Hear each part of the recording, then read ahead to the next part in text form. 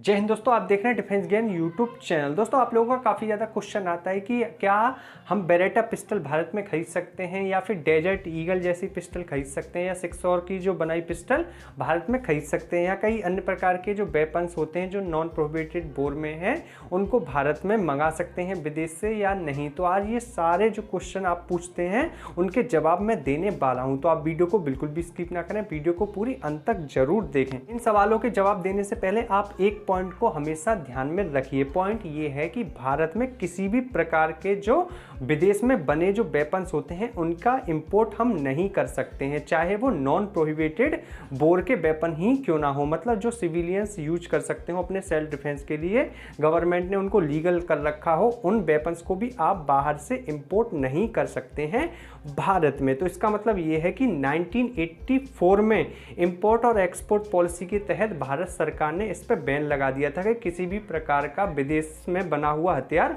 भारत में इंपोर्ट नहीं होगा। तो इसका मतलब ये है किसी भी प्रकार का जो सिविल वेपन्स है, चाहे वो नॉन प्रोहिबिटेड बोर में ही क्यों ना हो, उसका हम विदेश से इंपोर्ट नहीं कर सकते हैं। तो इसका मतलब ये है कि सिर्फ भारत में ही बने हथियार आप खरीद सकते हैं। तो इसका मतलब ये है कि भारत में फिलहाल 3-4 कंपनियां ही हैं।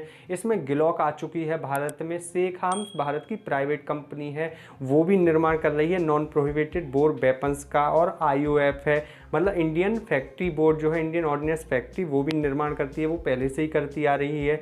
दूसरी जो है वो है बेवली एंड स्कॉट। मतलब ये 3-4 कंपनियां ही हैं गिनी चुनी जिनके वेपन्स आप खरीद सकते हैं भारत में। और कुछ जो है सिंगल बैरल और डबल बैरल भी बनाती हैं, जो शॉटगन होती हैं, उनको खरीद सकते हो प्राइवेट कंपनीज। तो यही कुछ गिनी चुनी कंपनी है जो भारत में निर्माण करती हैं। तो ग्लॉक की भारत में बनी हुई पिस्टल्स हैं उनको तो खरीद सकते हैं आप, उसमें कोई भी दो राय नहीं है, जो भी नॉन प्रोहिबिटेड बोर में हो। और बेवली एंड स्कॉट की भी भारत में बनी पिस्टल्स और रिवॉल्वर और जो शॉटगन है उनको खरीद सकते हैं अगर वो भारत में बनी हो। तो इसमें आप सब कुछ समझ गए होंगे। अब कोई भी ऐसा पॉइंट नहीं है कि जो आपके समझ में ना आए। अब कुछ लोग कहते हैं कि भाई उसके पास तो इतने दिन पहले से बेवली एंड स्कॉट पिस्टल है या कोई अन्य पिस्टल है, तो इसका मतलब ये है वो 1984 से पहले मंगाई गई होगी भारत में। तो अगर भारत में कोई वेपन बना है और नॉन प्रोहिबिटेड बोर का है, चाहे वो ग्लॉक बरेटा जैसी कंपनी ने बनाया, तो आप खरीद सकते हैं। फिलहाल भारत में ग्लॉक और बेवली एंड स्कॉट ही विदेशी कंपनियां हैं जो हथियार बनाएंगी सिविलियंस के लिए। तो अब सवाल उठता है कि फिर कौन मंगा सकता है। तो इसमें सिर्फ एक कैटेगरी को छूट दी गई है,